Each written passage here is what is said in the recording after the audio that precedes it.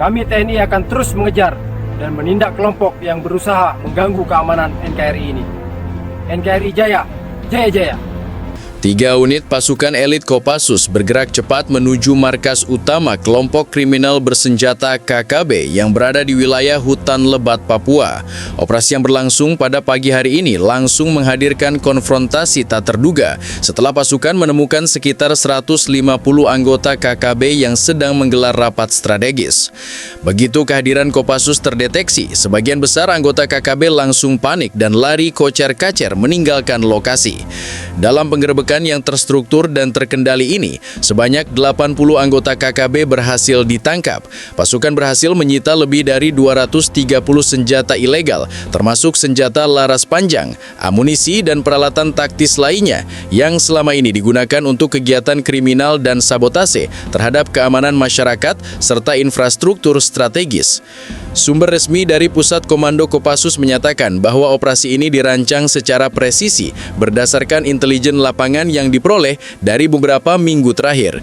Langkah kami menekankan pada pengamanan maksimal terhadap warga sipil di sekitar area dan memastikan minimalisasi risiko perlawanan bersenjata, ujar seorang pejabat tinggi militer yang enggan disebutkan namanya. Operasi penggerbekan ini juga menekankan pentingnya pengendalian situasi di hutan yang sulit dijangkau. Terlebih KKB kerap memanfaatkan medan berat dan jarak geografis yang ekstrim untuk menghindari penindakan hukum. Keberhasilan Kopassus menembus lokasi markas KKB menjadi catatan penting bagi upaya stabilisasi keamanan di Papua, sekaligus menegaskan kemampuan pasukan elit dalam melaksanakan operasi cepat di medan kompleks. Selain penangkapan dan penyitaan senjata, tim operasi juga mengumpulkan dokumen dan peralatan komunikasi yang diyakini digunakan untuk koordinasi kegiatan ilegal. Informasi awal menunjukkan bahwa KKB tengah merencanakan serangkaian aksi yang berpotensi menimbulkan risiko tinggi bagi warga sipil dan personil keamanan. Semua hasil operasi langsung diamankan untuk proses investigasi lebih lanjut. Pihak militer menekankan bahwa operasi ini merupakan bagian dari rangkaian tindakan yang lebih luas untuk memutus jalur suplai senjata ilegal dan menghentikan aktivitas kriminal yang dilakukan oleh kelompok bersenjata di wilayah Papua. Keberhasilan operasi ini diharapkan menjadi titik balik penting dalam upaya memperkuat stabilitas keamanan dan menurunkan ancaman terhadap masyarakat di daerah rawan konflik. Operasi yang dilaksanakan oleh 3 unit pasukan Kopassus terhadap markas utama KKB di tengah hutan lebat Papua mencatat keberhasilan signifikan, tidak hanya dari sisi penangkapan anggota, tetapi juga penguasaan area strategis yang selama ini menjadi basis operasi kelompok bersenjata. Operasi dimulai pada dini hari dengan persiapan intelijen yang matang, pemetaan jalur masuk, serta koordinasi dengan komando lokal untuk meminimalkan resiko bagi warga sipil di sekitar lokasi. Sekitar pukul 6.30 WIT, pasukan Kopassus tiba di perimeter hutan yang sebelumnya dipantau melalui drone dan patroli darat intelijen. Tim menghadapi medan yang berat dengan vegetasi padat, jalur sempit, dan perbukitan yang menjadi titik pengawasan alami bagi KKB. Berdasarkan data intelijen, markas utama KKB di wilayah ini biasanya menampung 120 sampai 150 anggota yang saat itu sedang menggelar rapat koordinasi internal. Keberadaan pasukan elit segera terdeteksi oleh pengintai dan KKB mencoba mengambil posisi defensif, namun kesiapan Kopassus terbukti unggul. Begitu pasukan memasuki radius 200 meter dari markas, sebagian besar anggota KKB langsung panik. Saksi mata menyebutkan anggota KKB berlari kocar-kacir ke arah hutan lebih dalam, meninggalkan senjata dan peralatan komunikasi. Dari total 150 anggota yang ada di lokasi, 80 orang berhasil ditangkap setelah dilakukan pengejaran terstruktur dan penyisiran area oleh pasukan darat. Penangkapan dilakukan secara tertib dengan protokol keamanan tinggi, termasuk pengamanan area untuk mencegah perlawanan bersenjata yang dapat membahayakan personel militer dan tahanan. Selama operasi, tim Kopassus berhasil menyita sekitar 230 senjata ilegal. Senjata tersebut terdiri dari berbagai jenis, termasuk laras panjang, senapan serbu, pistol, amunisi, dan peralatan taktis yang biasa digunakan untuk melakukan serangan terhadap pos keamanan dan fasilitas publik. Selain itu, tim juga mengamankan dokumen internal KKB yang memuat rencana aksi, logistik, dan struktur komando kelompok bersenjata. Semua barang bukti langsung diamankan diamankan dan dibawa ke pangkalan militer untuk dianalisis lebih lanjut. Seorang pejabat militer yang terlibat dalam operasi menyatakan bahwa tingkat koordinasi dan disiplin anggota Kopassus menjadi faktor kunci dalam keberhasilan ini. Kami memprioritaskan pengamanan maksimal, penangkapan efektif, dan penguasaan wilayah dengan cepat. Hasilnya, sebagian besar anggota KKB tidak sempat melakukan perlawanan signifikan dan operasi berjalan sesuai rencana, jelas pejabat tersebut. Analisis awal menyebutkan bahwa markas utama KKB ini digunakan sebagai pusat perencanaan dan distribusi senjata ilegal ke wilayah lain di Papua. Aktivitas kelompok bersenjata di daerah ini selama bertahun-tahun telah menjadi ancaman nyata terhadap keamanan masyarakat dan stabilitas regional. Operasi ini juga menandai peningkatan kemampuan Kopassus dalam menembus lokasi-lokasi sulit yang sebelumnya menjadi wilayah aman KKB. Dampak jangka pendek dari operasi ini sudah terlihat dengan 80 anggota KKB ditangkap dan 230 senjata disita. Kelompok bersenjata kehilangan sebagian besar kapasitas operasional dan kemampuan koordinasi internal. Pihak militer menekankan bahwa penegakan hukum terhadap anggota KKB yang tertangkap akan dilakukan sesuai prosedur, termasuk pemeriksaan intensif, pengumpulan bukti, dan proses hukum yang transparan. Operasi yang dilaksanakan oleh 3 unit pasukan Kopassus terhadap markas utama KKB telah memicu respons luas dari masyarakat lokal, aparat keamanan, dan pemerintah pusat.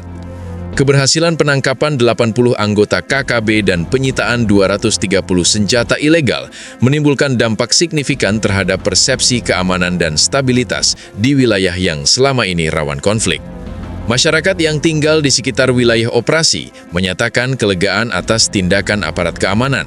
Beberapa warga melaporkan bahwa mereka telah lama merasa terancam oleh keberadaan KKB yang melakukan patroli bersenjata, menakut-nakuti penduduk, serta melakukan sabotase terhadap fasilitas publik.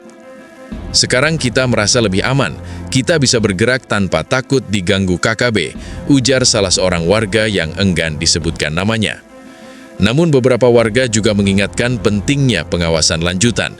Kehadiran kelompok bersenjata yang masih tersisa di hutan membuat risiko serangan mendadak tetap ada. Pihak keamanan lokal dan tim Kopassus memastikan bahwa operasi pasca penggerbekan akan terus dilakukan, termasuk patroli rutin, pengawasan jalur masuk, dan koordinasi dengan warga untuk mendapatkan informasi intelijen tambahan. Pemerintah pusat menyatakan bahwa operasi Kopassus merupakan bagian dari strategi nasional untuk menegakkan keamanan dan hukum di seluruh wilayah Papua. Kementerian Pertahanan dan Mabes TNI menegaskan bahwa keberhasilan operasi ini menunjukkan kemampuan pasukan elit untuk melakukan operasi presisi di medan sulit, sekaligus mengurangi ancaman bersenjata terhadap masyarakat dan fasilitas strategis.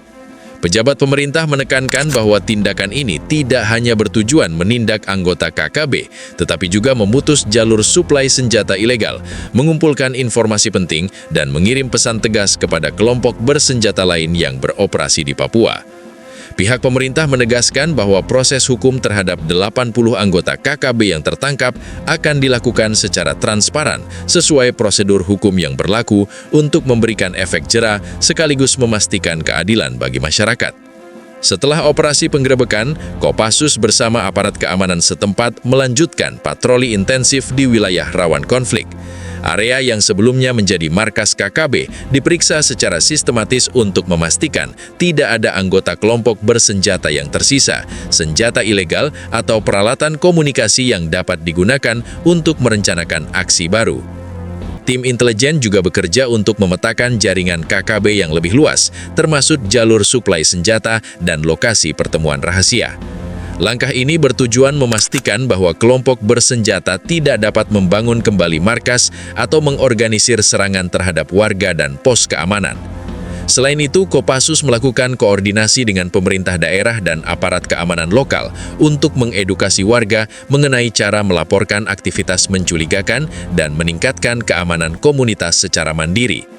Keberhasilan operasi ini sekaligus menjadi contoh penerapan strategi keamanan berbasis intelijen yang terintegrasi dengan tindakan lapangan.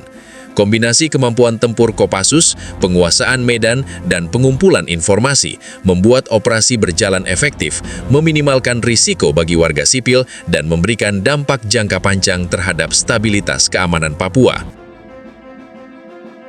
Operasi Kopassus yang menargetkan markas utama KKB di hutan Papua tidak hanya berhasil menangkap 80 anggota dan menyita 230 senjata ilegal, tetapi juga membuka gambaran rinci mengenai struktur organisasi, kemampuan tempur, dan ancaman nyata yang ditimbulkan kelompok bersenjata terhadap keamanan regional. Analisis awal pasca operasi menunjukkan bahwa KKB di wilayah ini memiliki struktur komando yang rapi, logistik yang terorganisir, dan kemampuan koordinasi yang cukup tinggi, meski operasionalnya sering terganggu oleh keterbatasan medan dan tekanan intelijen militer. Berdasarkan dokumen dan pengakuan anggota yang ditangkap, markas utama ini adalah pusat koordinasi operasional dan perencanaan strategis. Total anggota KKB yang aktif di markas ini tercatat mencapai 150 orang, dengan struktur komando yang terdiri dari pemimpin inti, wakil komandan, kepala unit, serta unit-unit kecil yang mengatur distribusi senjata dan logistik. Tim intelijen Kopassus mencatat adanya sistem komunikasi internal menggunakan radio gelombang pendek dan jaringan messenger terenkripsi yang selama ini membuat pengawasan menjadi sulit. Para pemimpin KKB memanfaatkan medan hutan yang sulit dijangkau untuk mengatur aksi-aksi serangan bersenjata, sabotase terhadap fasilitas publik, dan pengiriman senjata ilegal ke wilayah lain di Papua. Pengakuan beberapa anggota yang ditangkap mengindikasikan bahwa markas ini juga menjadi titik pertemuan untuk membahas strategi menghadapi operasi militer dan penegakan hukum di daerah rawan konflik. Pasukan Kopassus berhasil menyita 230 senjata ilegal yang terdiri dari senapan serbu laras panjang, senapan semi-otomatis, pistol, amunisi, granat tangan, dan peralatan taktis lainnya. Beberapa senjata teridentifikasi sebagai barang hasil penyelundupan dari wilayah internasional yang selama ini memasok KKB dengan peralatan mematikan untuk melawan aparat keamanan. Analisis tim militer menunjukkan bahwa senjata-senjata tersebut memiliki kapasitas tembak tinggi, cocok untuk menghadapi kontak tembak langsung, dan digunakan dalam serangan mendadak terhadap pos polisi, fasilitas publik, atau personil militer. Dengan penyitaan senjata ini, kapasitas tempur KKB mengalami penurunan signifikan, sementara dokumentasi logistik dan distribusi yang ikut diamankan memungkinkan pihak militer menutup jalur suplai senjata ilegal di wilayah lain. Keberhasilan operasi ini memiliki dampak langsung terhadap stabilitas keamanan di Papua. Dengan sebagian besar anggota KKB yang lari atau ditangkap, kemampuan kelompok bersenjata untuk melakukan serangan mendadak atau aksi sabotase berkurang drastis. Keberadaan 230 senjata ilegal yang diamankan juga mengurangi resiko konflik bersenjata dengan warga sipil, pos polisi, atau pasukan keamanan. Selain itu, operasi ini menjadi momentum penting bagi pemerintah untuk menunjukkan keberhasilan tindakan terstruktur dalam menegakkan hukum di wilayah rawan konflik. Keberhasilan Kopassus memperlihatkan bahwa aparat keamanan memiliki kapasitas untuk merespons ancaman bersenjata secara profesional, terukur, dan cepat, bahkan di medan yang sulit dijangkau.